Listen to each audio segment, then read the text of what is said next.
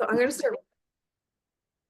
Oh, brilliant. Okay, so everybody, welcome to the show, Tanya Penny. And for the record, I spelled her name wrong on the email today. It's Penny, not Penney.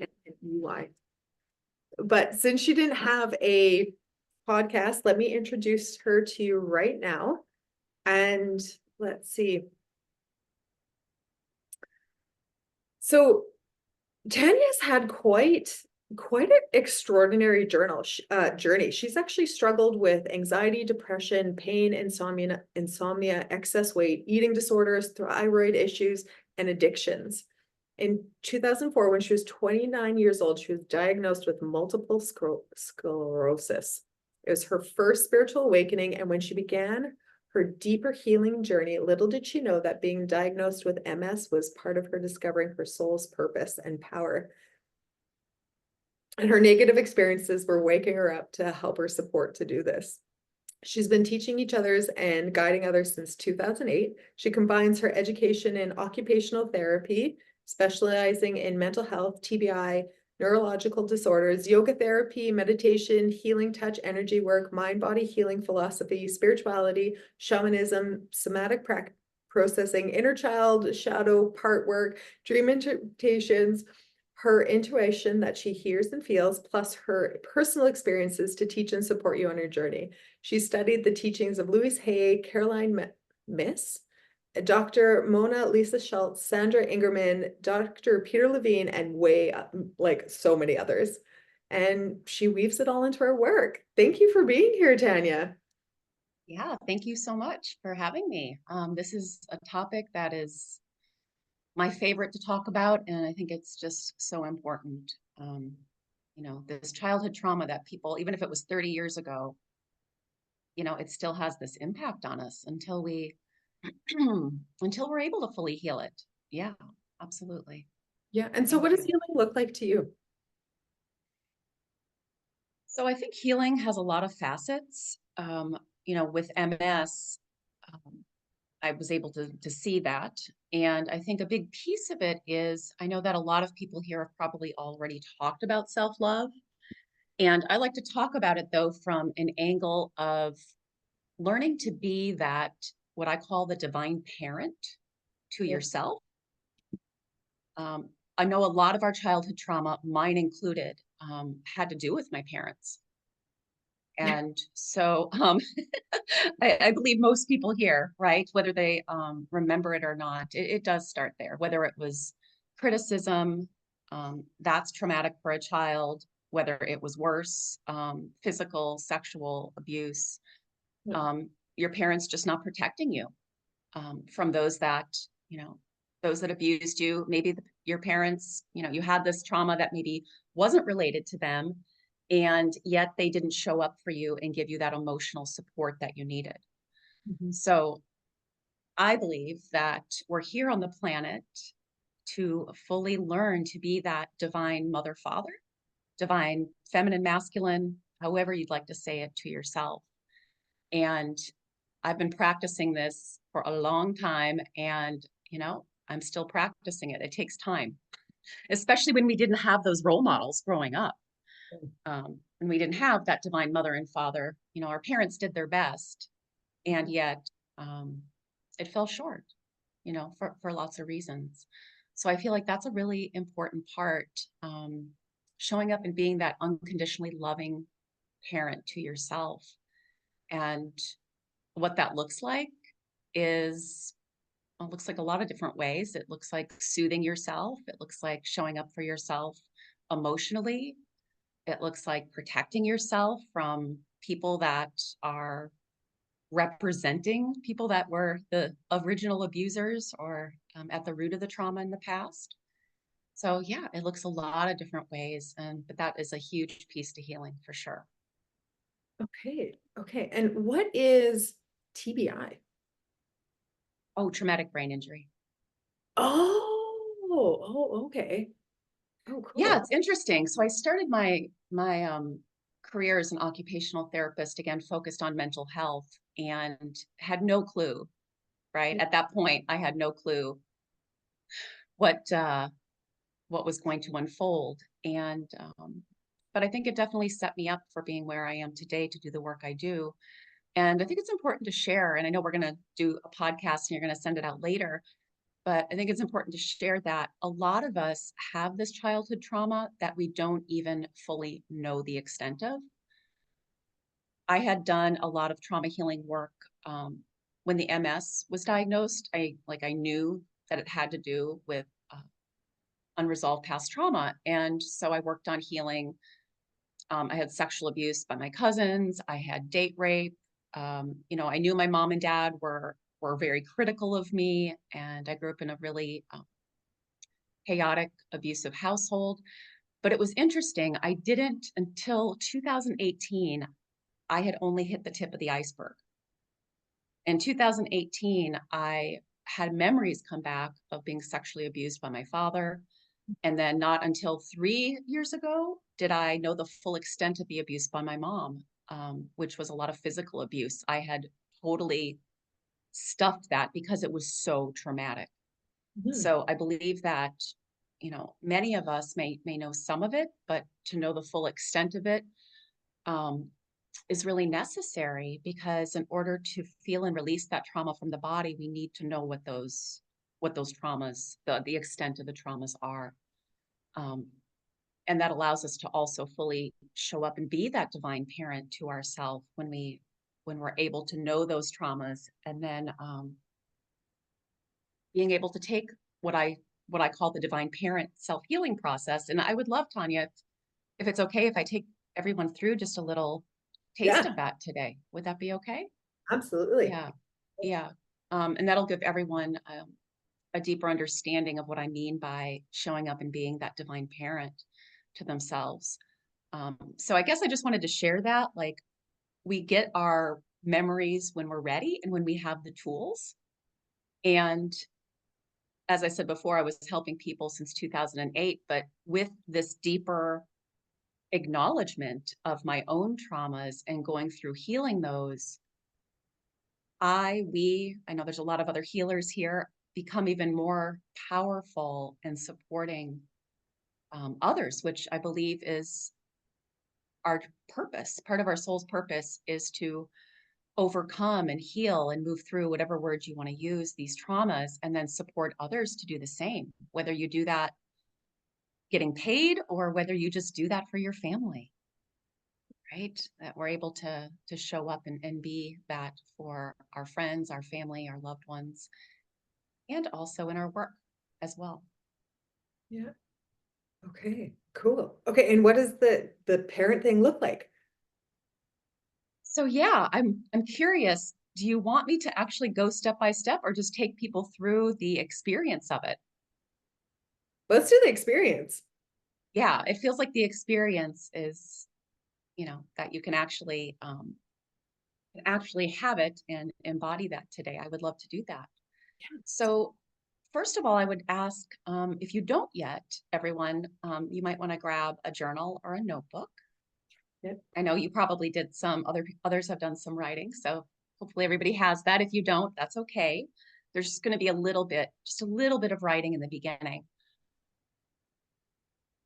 So the first piece of what I call that divine parent self-healing process is to acknowledge the trauma. Yep. And so the way that I like to have people do that, I'm going to ask everyone to close their eyes for a moment, Okay. unless you're driving and listening. And please don't do that. Um, and I want you to get in touch with that younger part of you that experienced the trauma. So it might be your 4-year-old, your 6-year-old, your 8-year-old. And if the trauma was one of those, like it was mine, where it happened over and over again, see if you can go to that youngest part that first experienced it. And if you're not sure, you can just ask the question, how old is this part of me that initially experienced the trauma? And see what number pops in.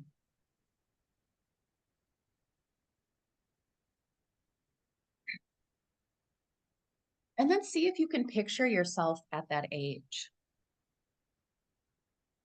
And if you can't, that's okay. I know some of us aren't as visual, but if you can, that would be great. And invite that part of you to come over and sit by you or even sit in your lap, kind of whatever that part of you needs right now. So inviting that part of you to come closer. And then when you're ready, you can ask that part of you who experienced the trauma to tell you what happened. In their own words, just ask them to tell you what happened. Tell them you really want to understand and be here for them.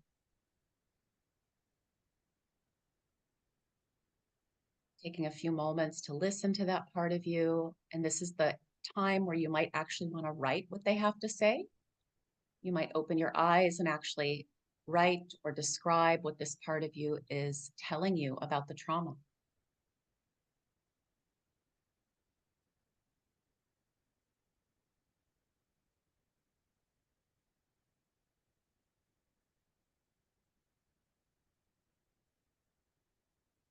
And for the purpose of today, you can come back later to more fully write about what happened if you'd like. And then we want to ask them next, given what they experienced, given this trauma that they experienced, what do they believe about themselves, the world, people? What fears do they have? So again, take a minute or two to just acknowledge what they believe, what they fear, given what they experienced. And again, you can write that down if you choose.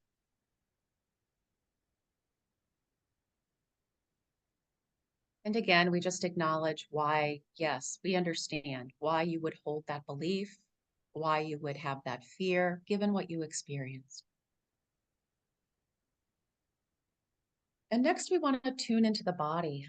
And as this younger part of you was telling you what happened, you likely have a feeling in the body. So I invite you to just tune into the body and notice where you feel in the body right now. And place your hand there if it's comfortable. And if it's not, that's okay. You can just bring your attention there.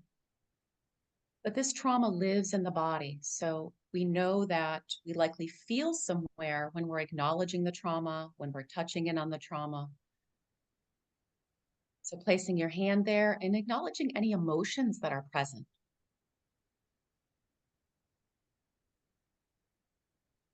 And acknowledging the emotions for this younger part of you.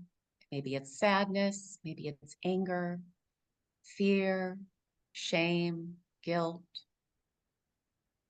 So I invite you to just feel and breathe. Feel in the body, feel the emotions, and breathe. And let this part of you know that you can help him or her now to do this. Even if your parents and other people couldn't or didn't in the past, you're capable of doing this now, this adult part of you, this divine parent you. Just supporting your younger parts to breathe and feel. And breathing in compassion for this part of you who had this experience while you continue to breathe out and release this emotion, these sensations, these feelings from the body.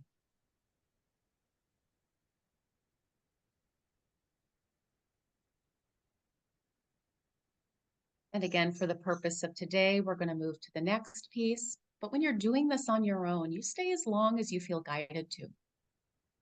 Stay as long as you feel guided to. So next, we want to move into what I call comfort. And you're going to just tell this part of you that you are so sorry that this happened. You're so sorry that they experienced this. And you know that people in the past likely didn't show up the way that they needed to support them to heal this trauma, but you're here for them now. You're stepping in as that divine parent, letting them know that you're always going to be here for them to help them through anything that they feel. You're going to protect them now. You're going to support them now in a way that maybe they've never been supported before. So as you do this comforting, continue to breathe and feel. Always breathing in compassion for this part of you, acceptance, and breathing out all of those emotions and sensations that have been stored in the body for a very long time. And next we move into what I call the soothing phase. So again, we're going to acknowledge that limiting belief or fear that this part of you took on because of the trauma. It might be, I'm not lovable, I'm bad, I can't trust people, I can't trust men, women. So whatever it is that they shared with you earlier that they believed, or whatever fear they shared, you're just going to acknowledge, yes, we understand why you would believe that, why you would have that fear. Because of your past experience, because of this past wounding, this past trauma. And now as their divine parent, you also want to soothe them with what you know, what your higher self, your divine parent self knows is true. So you might be soothing them by telling them, just because this happened to you doesn't mean you're bad. It doesn't mean you're not lovable or good enough. Maybe no matter what others did to you, you are lovable, you are good enough. And there are people on the planet you can trust now, even if you couldn't trust mom, dad, siblings, the teacher, whoever it was in the past that's at the root of this trauma. So taking a few moments to soothe them with what you know is true now.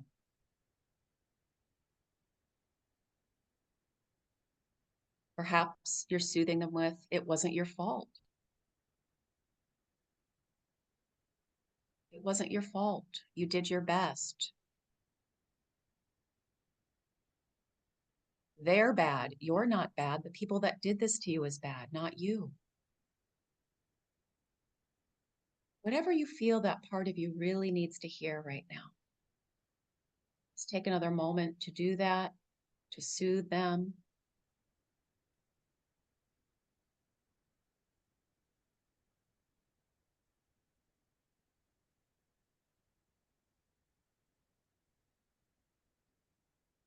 And when that feels complete for now, you can ask them, is there anything that they want, need, or desire from you now? Is there anything else you can do for them right now that would support them to feel safe, to feel loved, to feel supported by you?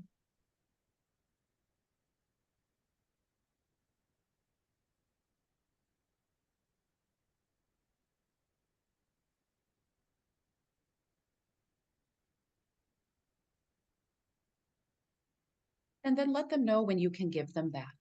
It might be today, it might be tomorrow, it might be in a few days, just depending on what the request is. You're going to let them know when you're going to do that for them, when you can give them that.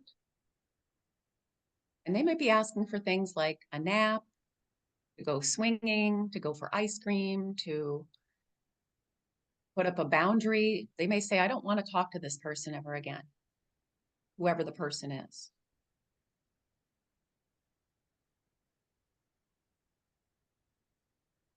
And when that feels complete to you, you can give them a hug, actually physically give yourself a hug, and maybe some kisses.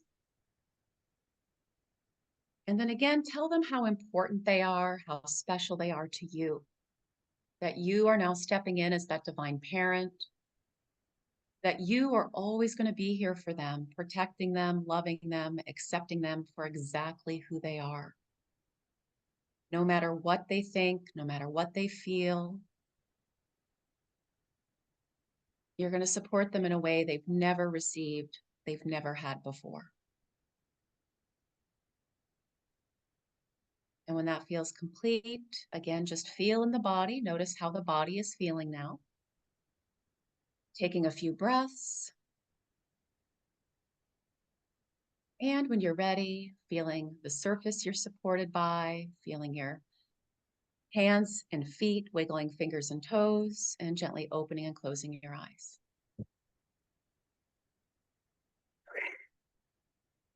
And would love to hear from people how that felt, what they experienced. And I also just want to say this is not a one and done type thing. This is an ongoing. I do this daily with whatever part of me needs assistance. Okay, Yeah, Tanya. that's a Yeah, good idea. So I was just writing the whole time. lovely. Yeah, that's why like my head was down because normally I'll be like here, but I was like, no, I gotta write shit down. Yeah, Yeah, yeah, and there's no right or wrong. There's yeah. no right or wrong. There's no right or wrong to it, as long as you're connecting with that part of you, Yeah, I right? know it's so important to let this stuff flow in however it wants to come out, right? Yeah. Yeah, yeah. And one of my favorite, Carolyn Mace, one of my favorite quotes by her is, "You got to feel it to heal it," right? So these traumas live in the body and they come out as illness eventually, negative symptoms, illness, um, which is why I believe my soul chose to um, have MS be one of those experiences. It's like, what came first, the chicken or the egg? And I believe at this point in my life, I believe that our soul does choose all of our experiences, including the traumas um, that we experience, and we might not always know the reason until much later in life. Like when I got MS, I wasn't like, "Yay, I got MS!" Like, I know my soul chose this. Like, I wasn't at that place in my life at the age of 29. It took me a couple years to get to that place and that understanding. Um, and I'm still healing deeper layers today, even though I've done big chunks of it. Um, and the MS is gone, but I still have some GI issues that I know were there from in utero, right? And the abuse the trauma that my mom experienced while I was in utero. So, so yeah, I think that's why this is so important, that we are able to not just talk about the trauma, but actually to physically release it from the body Mhm. is what this helps you to do. Yeah. Yeah, that's so beautiful. Congratulations on getting rid of your MS. Oh, okay. I've got a comment here. Francis, can you let me know if it's okay to read that out? And Paul says thank you, by the way, Tanya. Oh, you're It's welcome, really- Paul. Yeah, yeah, Yeah, and I can pull up the chat too, but if you want to read it, Tanya, that would be great. yeah. I want to make sure, Francis, I'm Fine. gonna, oh, It's fine, Tanya. Can you hear me? I can. Yeah, hi. It's fine.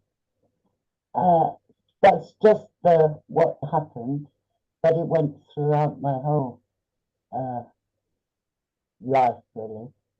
Okay. Yeah, so I'm reading it here, Francis. You said trauma at 2 years of age, put into isolation, hospital, tent. Yeah, that's like I just did a podcast on abandonment. Oh, And so yeah, this abandonment wound is what you're talking about, and it's a deep one. Absolutely. It's a very deep one. And what I find is that it's not just the actual abandonment trauma that needs to be healed, but you've probably likely also abandoned yourself. So when we experience abandonment as a child, we then, um, in different ways for everyone, we abandon ourselves. And so that's the other piece that this, showing up and being this divine parent to ourselves will help you to do is it helps heal that abandonment, Thank you. right? Yeah. Does that make sense, Francis? Yes, yes, yes, because you feel totally abandoned. The, there's a very strange recall of when I came out of the tent and I was in the hospital. I was sitting on a bed. Obviously, I was very small, and a doctor came. He came walking towards me, and he took my finger and put it on a glass slide. It's really strange that recollection. It's really strange. Yeah, I, yeah. So, you know, and I would invite you as well, because of that experience, because of that trauma. Um, again, when you're two, you probably don't remember what it, like intellectually remember, but when you do this sort of process, it's going to allow those emotions and those feelings at that time to come up and out. And I just want everyone to know it might not feel very pleasant. no, quite. Just know that that's part of it, though. You know, I teach that there's two reasons why symptoms increase in the body. One is because they may be bringing you a message where you're out of alignment with your soul, but they might also be you releasing. And so when you're doing this type of work and you feel a symptom get worse, it's I because it's actually releasing from the but body. apparently it's a herpes virus, and I still suffer nowhere near, but it's still, everything always goes to my stomach, and then I break out in ulcers. Yeah, yeah. And the ulcers represent all the fear Mm. that you experienced during those 2 years. Right. Mm. And then any time that you have experienced, I'm going to say after that, you likely experienced other abandonment. And so every time you were truly abandoned again, or you just perceived that you were being abandoned, it would activate that wound. Right. And it could have created another ulcer. Yes. So the good news is it still is absolutely healable, by doing this deeper work. And I know that it doesn't necessarily happen overnight. As someone No. who's, you know, healed MS by 2010, and what are we in 2024? And I still have GI issues. They're getting Yes. better, but but yeah. So I do believe it is possible Not to fully many, heal anything. there's not many people heal from MS, so you're doing wonderfully well. Yeah, and I had it pretty bad. Like I could barely walk, and now I'm running again. So Really? so yeah, I didn't Yeah. just have like MS light. The full good work. I had it pretty bad. Lost vision in my right eye. Was like I had a stroke on the right side of my body. I couldn't find words. No. So it affected my cognition as well. So yeah, I do believe anything is possible to heal, by doing this deeper work that we're all here doing. And again, just want to commend everybody because I know this stuff isn't easy. Right? I know it's very challenging. So yeah, thank you for sharing, Francis. I find this absolutely amazing. It's wonderful. And very rare to get so much. Yeah, yeah. Uh, Well, we are powerful souls. It's reminding ourselves of that as well, right? yes. Um, you know, it's about doing this deeper, what I call divine parent, helping heal the wounded parts of us, but it's also to remember, we need that other piece of the spirituality and remembering that we are powerful co-creators. We are powerful souls that are here to prove how powerful we are, right? To overcome these challenges and these traumas. And we may have been victimized, but we're not victims anymore. Oh, no. I don't feel a victim. No, no. Yeah, we've been victimized, but we're not victims. If we've chose everything, right? If our soul has chose everything, how can we be a victim? That's right. That's right. But we were victimized. But many of us were victimized, Mhm. myself included. Yeah. Thank you. Thank Thank you. you, Francis. I know Okay. we're at our time, Tanya. Yeah, we are. I just want to, Wanda, she had to leave, but she said she thought she had dealt with her issue, but this totally brought it back up again. She's going to practice it daily. And she said, thank you. And Eric wanted to say his inner child was very clearly communicating the fear and frustration around his parents' neglect of and anger at his needs.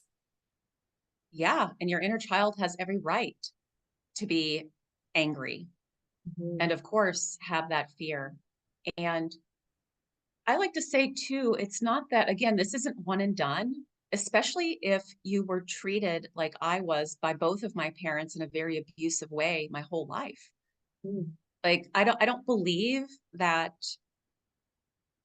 we have to hurry up to forgive, I guess is what I have to say. I think it's more about accepting what happened and grieving. You know, we just had Mother's Day, and I don't talk to either of my parents at this point in my life because they both are still in their illnesses, alcoholism and mental illness untreated.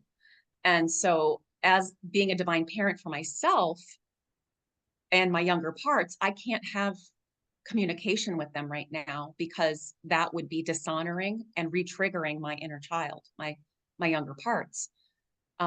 You know, I've told both of my parents if they decide, and they deny everything. I told them if, you know, they ever come out of denial and go to counseling and all that such and get treatment, I would be open to that. But at this point, they're not willing to do that.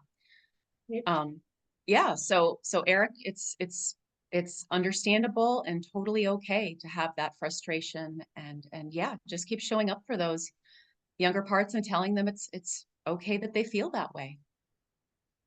You know, that's one of the most healing things we can do. Because I think a lot of times too, as children or even as adults, Tanya, I don't know if you've heard this, but people have said to me, including my parents, that was 30 years ago, or that was 40 years ago. Like, move on, like, get over it. And I'm so tired of hearing that. I don't know if we will ever get over the trauma that we have experienced, but we can heal it, right? I don't know if there's ever like getting over it. So that's my experience. I'm much less triggered than I used to be in the past by things. And I think that's a gift, right? I don't wake up in terror in the middle of the night anymore like I used to. So that is a gift. But yeah, healing these deep wounds might take a lifetime. Yeah. Thank you for boldly and bravely sharing your story with us. Yeah, you're so welcome. You're so welcome. And I look forward to recording our podcast tomorrow. Yeah, I think that'll be fantastic. It's like a bonus podcast, right? Yeah. So yeah, that'll be coming, you guys. And I think my free gift is out there too. I'm doing a live workshop on Monday, actually, healing mother-father wounds. So I hope that you guys can come to that. And I think you put the link, Tanya, yeah, in the I will email. definitely be putting the link up on the podcast page when Right. we get it. Awesome. When that's up there. Okay, and then 2 more comments before we go. I know I was a little bit over for you, so we're going a little bit over here. And Eric says, thank you. It's unconditional love that allows you to feel your feelings. That's awesome, Eric. And Paul, will you be open to that in your life to heal herself? Because that is a blockage. I'm not sure I understand that And question. I'm not sure I understand that one either. Am I open to my parents healing themselves? Absolutely. I mean, my wish for everyone on the planet, because I do believe we all came into this lifetime with the opportunity to heal. And so I hope that is true for you know, Okay, would I love I'm that? kind of Yes. on. Thank you. Yeah. Yeah. What I mean is, I understand where you are. Now, to overcome that for yourself, because that is a blockage for yourself, because you deny yourself to see your parents. I understand why first, trust me on that aspect of it. Yeah. But Yeah. as to heal from that totally, don't you need to overcome that blockage to heal yourself in the process. Do you mean that I need to overcome not talking to my parents? To a point, yes, but also to a point where you can physically see them versus carrying that on to your next life.